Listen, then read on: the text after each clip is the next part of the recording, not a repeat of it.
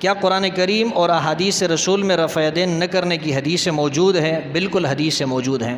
مسلم کی حدیث ہے، رسول اللہ صلی اللہ علیہ وسلم ایک مرتبہ تشریف لائے، صحابہ کرام نماز پڑھ رہے تھے۔ حضرت جابر فرماتے ہیں رضی اللہ تعالیٰ عنہ، ہم نماز میں کھڑے تھے، اللہ کے رسول آیا، اللہ کے رسول نے فرمایا مجھے کیا ہو گیا ہے، میں تمہیں نماز کے اندر شریر گھوڑوں کی دموں کی طرح حرکت کرتے ہوئے دیکھ رہا ہوں۔ جس طرح شریر گھوڑوں کی دمیں حرکت کرتی ہے، اس طرح میں تمہیں نماز کے اندر حرکت کرتا ہوا دیکھ رہا ہوں، یعنی تم رفع یدین کر رہے ہو۔ اللہ کے رسول نے فرمایا ساکن اور مطمئن رہا کرو نماز کے اندر۔ اور خود قرآن کریم میں بھی اللہ فرماتے ہیں وقوموا للہ قانتین، اللہ کے سامنے کھڑے رہو عاجزی کے ساتھ، خشوع کے ساتھ۔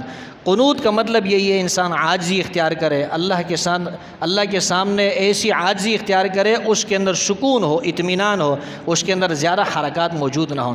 عبداللہ ابن مسعود رضی اللہ تعالیٰ عنہ فرماتے ہیں، عبداللہ ابن مسعود رضی اللہ تعالیٰ عنہ فرماتے ہیں کہ ایک مرتبہ انہوں نے لوگوں سے کہا، تابعین سے، یہ حضرت علقمہ سے روایت ہے، حضرت علقمہ فرماتے ہیں کہ عبداللہ ابن مسعود نے فرمایا کیا میں تمہیں وہ نماز نہ سکھاؤں جو رسول اللہ صلی اللہ علیہ وسلم کی نماز ہے؟ پھر حضرت عبداللہ ابن مسعود نے ہمیں نماز پڑھائی اور اس میں رفع یدین نہیں کیا۔ تو معلوم ہوا کہ ایسی احادیث موجود ہیں جس میں رفع یدین نہ کرنے کا ذکر موجود ہے، اور یہی زیادہ اولا اور مناسب ہیں۔ ایک دوسری حدیث بھی موجود ہے، اس میں اللہ کے رسول نے ارشاد فرمایا 7 مقامات اللہ کے رسول نے بتلائے ہیں جس میں رفع یدین کرنے کا ذکر ہے۔